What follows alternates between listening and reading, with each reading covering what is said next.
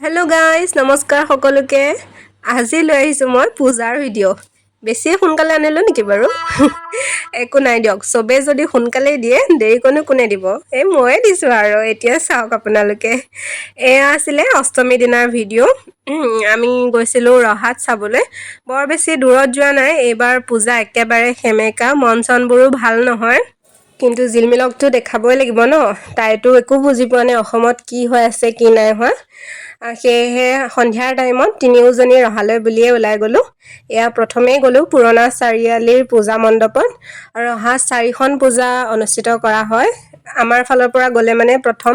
পুৰণা চাৰিআলিৰে পূজা মণ্ডপভাগ পায় যে সেয়েহে প্ৰথমে তাতে সোমোৱা হয় আৰু তাৰ পৰা আৰম্ভ কৰি একেবাৰে মানে বৰদলৈ স্কুলত শেষ কৰোঁগৈ আৰু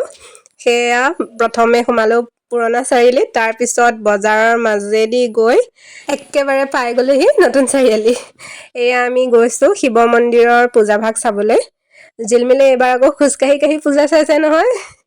তাই একদম বৰ ভাল পাইছে বিশেষকৈ ৰাতি যে লাইটবোৰ জ্বলিছে তাই মানে বিৰাট ভাল পাইছে আৰু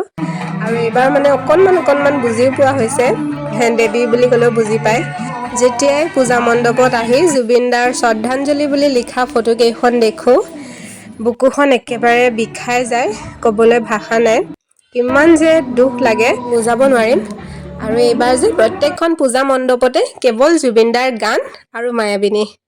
এনেই মনটো বেয়া লাগি থাকে তাতে আকৌ এই গানবোৰ শুনিলে যে আৰু মনটো বেয়া লাগি যায় শিৱ মন্দিৰৰ পূজাভাগ চাই আহি এইবাৰ আহিলোঁ বৰদলৈ স্কুলত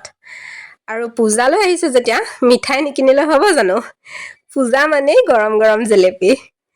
মিঠাই চিঠাই লৈ আহিলোঁ দুৰ্গা মন্দিৰলৈ বুলি দুৰ্গা মন্দিৰত এইবাৰ ব্যতিক্ৰম প্ৰচেষ্টাৰে সজাইছে এয়া চাওকচোন জীৱন্ত দেৱ দেৱী